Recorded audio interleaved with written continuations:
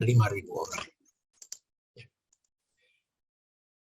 Kalau kita membolak-balik ke kitab suci, ya Injil Markus dan Lukas itu cukup banyak menyinggung soal makan dan makanan. Ya kita bisa lihat dalam contoh ya ayat-ayat yang menggambarkan bahwa ya Injil Markus dan Lukas ya cukup banyak menyinggung soal makanan ya. Misalnya di dalam Markus 1:6 itu tentang apa saja yang dimakan Yohanes Pembaptis.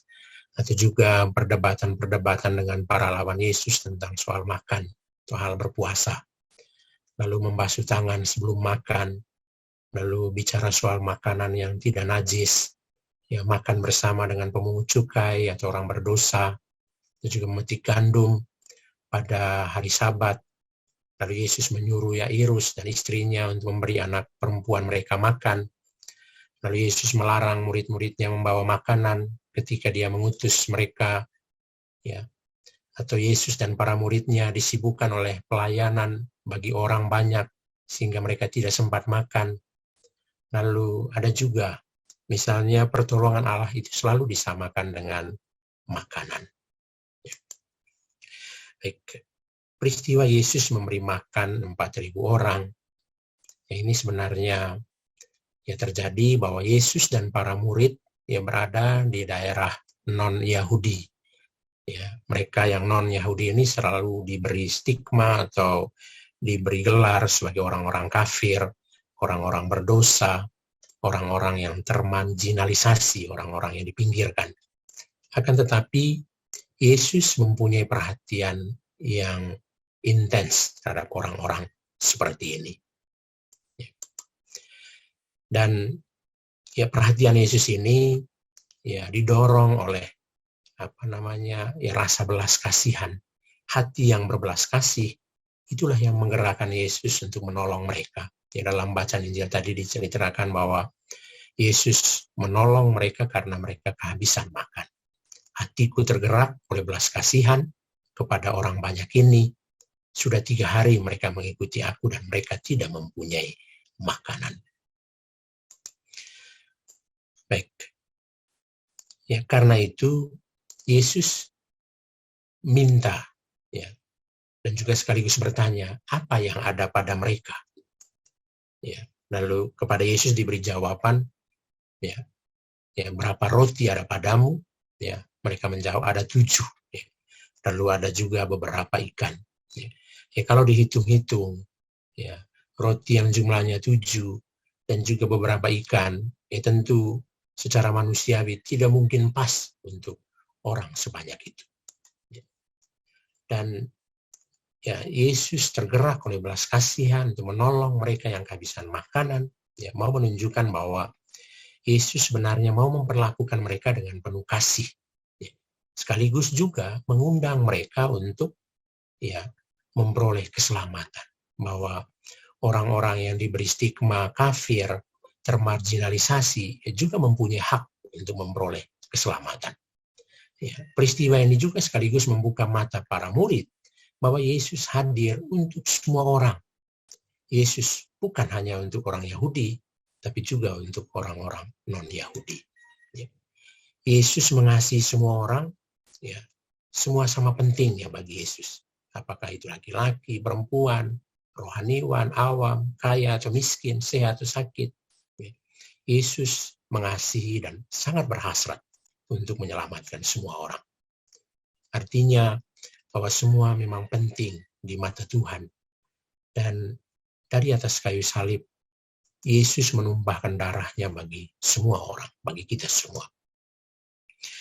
Baik, Yesus juga sekaligus mau meyakinkan para murid yang cenderung ragu. Dalam Injil tadi kita dengar bahwa para murid ya sepertinya ragu.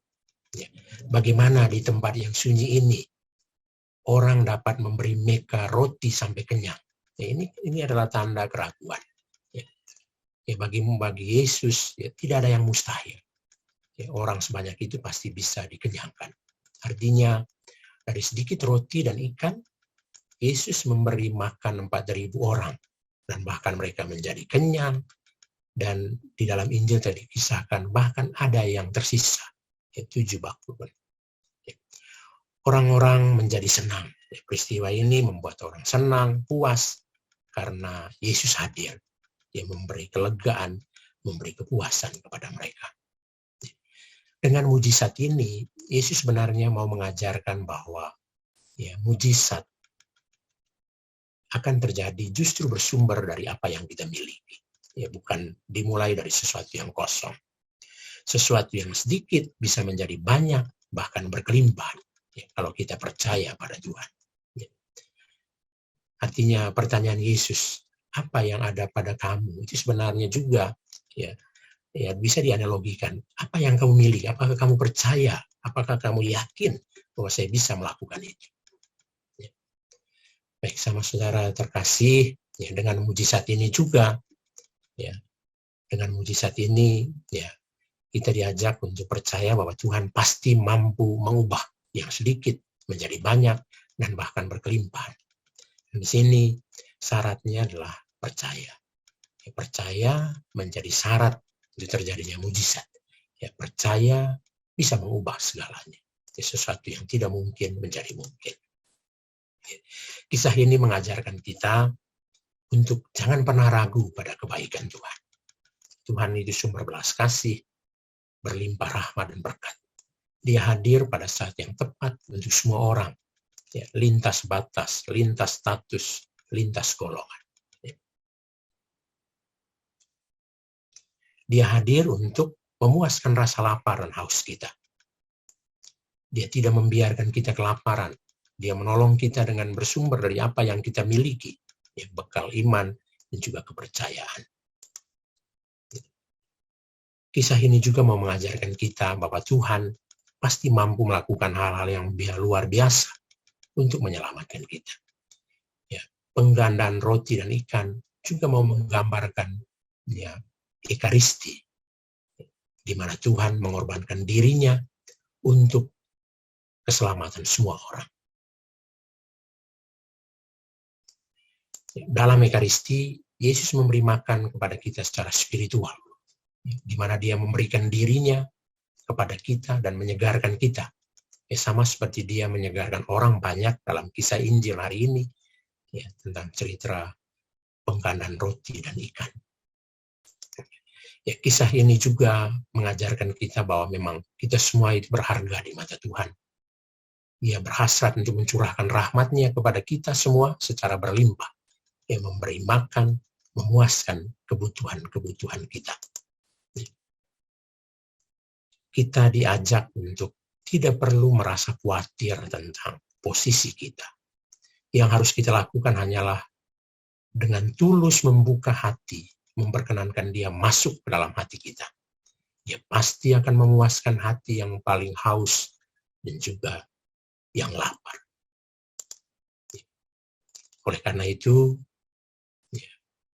bacaan hari ini mengajak kita supaya kita harus menjadi seperti Yesus. Belajar untuk membuka mata terhadap kebutuhan orang lain dalam semangat untuk membahagiakan mereka. Kita harus bersikap empati, berbela rasa, dengan menempatkan diri pada posisi orang lain yang membutuhkan bantuan dan pertolongan kita. Artinya, kita harus memiliki hati yang berbelas kasih, yang mau terlibat dalam menyelamatkan situasi sulit yang dialami sesama yang sedang lapar dan haus. Kita hadir untuk memberi kepuasan dan kelegaan. Dan biasanya buah dari sikap bela rasa, empati, itu bersifat timbal balik. Sukacita bagi diri kita sendiri yang melakukannya, tapi juga sukacita dalam diri orang lain yang kita layani, yang kita tolong. Kita harus menjadi pribadi ekaristis, pribadi yang tidak hanya berpikir tentang diri sendiri, tapi juga berpikir dan rela berkorban untuk orang lain. Pribadi yang rela dibagi-bagi untuk kebaikan banyak orang. Menjadi pribadi yang bermanfaat, berguna bagi orang lain atau bagi sesama. Kita juga melalui bacaan-bacaan ini diingatkan bahwa kita semua tetaplah berharga di mata Tuhan. Apapun situasi, apapun kenyataan hidup kita. Tuhan minta kita untuk berjuang terus-menerus menjadi sumber berkat dan rahmat bagi orang lain. Ya tentu tidak perlu dalam hal-hal yang besar, hal-hal yang spektakuler, tapi justru dalam hal-hal kecil, hal-hal sederhana dengan cinta yang besar. Ya. Santa Teresa menjadi inspirasi bagi kita. Not all of us can do great things, but we can do small things with great love. Ya, tidak semua dari kita bisa melakukan hal-hal besar, hal-hal yang hebat. Tetapi kita bisa melakukan hal-hal kecil dengan cinta yang besar. Kita mohon rahmat ini dalam Ekaristi ini, supaya kita menjadi orang-orang yang bisa membawa berkat bagi orang lain, supaya orang lain bisa keluar dari kesulitan, dari tantangan hidup mereka.